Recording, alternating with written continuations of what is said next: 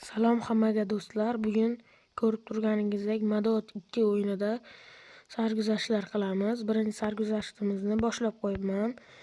Videoni ko'rishdan oldin videoga like bosing va obuna bo'lib qo'ying.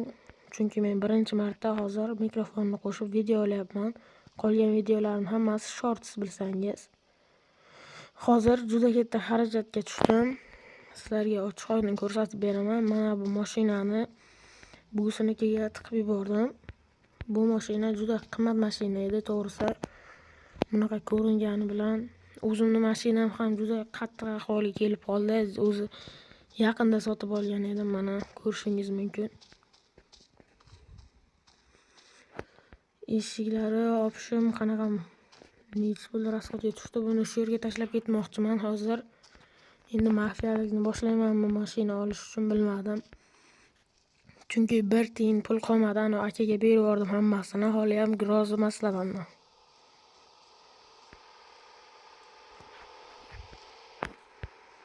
Endi mashinani kutamiz. Birorta mashina to'xtatib, qayergachadir olib borishini so'raymiz. Mana bu ahmoq chiqolmay yotibdi.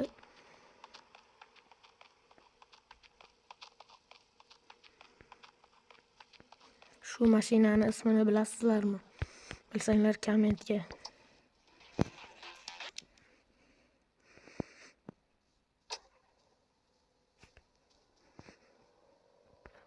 Bu mashinani o'g'irladim va endi buni olib boramiz bir joyga. Benzin miqdori kam ekan mashinamizda. Bu yerdagilar yana bir gapni aytib qo'yay sizlarga. Bu yerdagilar juda befarosatligini qayerdan bilsanglar bo'ladi. Mana bunaqa yo'l o'rtasiga bir mashina qo'yib qo'ysanglar, birinchi marta urmadi do'stlar, u to'g'risi.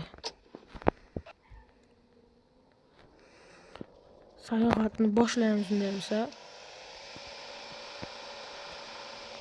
Bu ishagaravamni nima narsaga almashtirsam bo'lar ekan?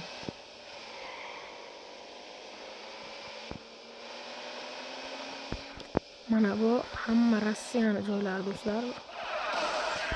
O'zim ham palakatroqman, aytdim yo'qmi?